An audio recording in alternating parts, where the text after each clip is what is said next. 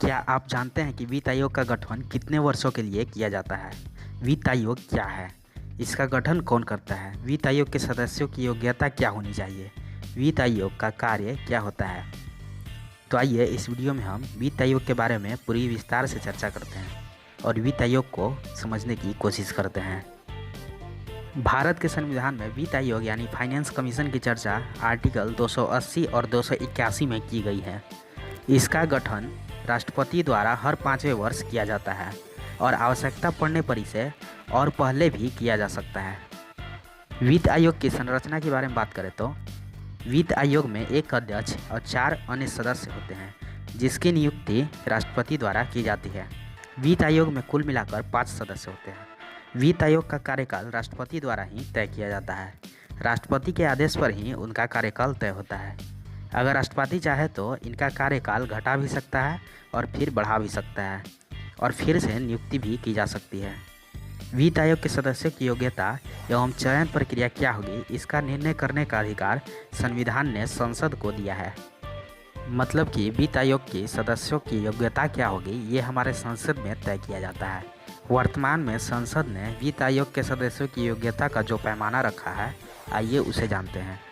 वित्त आयोग अध्यक्ष की योग्यता की बात करें तो अध्यक्ष सार्वजनिक मामलों का अनुभवी होना चाहिए और अन्य 4 सदस्यों की योग्यता की बात करें तो पहला, किसी न्यायालय का न्यायाधीश या इस पद के लिए योग्य व्यक्ति। दूसरा, ऐसा व्यक्ति जिसे भारत के लेखा एवं वित्त मामलों का विशेष ज्ञान हो। तीसरा, ऐसा व्यक्ति जिसे प्रशासन और वित्तीय मामलों का व्यापक अनुभव हो। चौथा, ऐसा व्यक्ति जो अर्थशास्त्र का विशेष ज्ञाता हो। ये है अन्य 4 सदस्यों की योग्यता। अब आइए वित्त आयोग की कार्यों की बात कर लेते हैं। वित्त आयोग केंद्र और राज्य के मध्य वित्तीय संतुलन बनाए रखने का महत्वपूर्ण कार्य करती है और इसीलिए इसे संघीय व्यवस्था का अभिन्न अंग माना जाता है। वित्त आयोग का काम कुछ महत्वपूर्ण मामलों में भारत के राष्ट्रपति को डायरेक्ट सिफारिशें करना होता है। जैसे कि भारत के राष्ट्रपति को यह सिफारिश करना कि संघ एवं राज्यों के बीच करों की शुद्ध प्राप्तियों को कैसे वितरित किया जाए एवं राज्यों के बीच ऐसे आगामों का आवंटन कैसे किया जाए। निर्णय लेना कि अनुच्छेद 275 के तहत संचित निधि में से राज्यों को अनुदान या फिर सहायता दिया जाना चाहिए या फिर नहीं। वित्त आयोग द्वारा की गई सिफारिशों के आधार पर पंचायतों एवं नगरपालिकाओं के संसाधनों की आपूर्ति हेतु राज्य की संचित निधि में से संवर्धन के लिए आवश्यक कदमों की सिफारिश करना।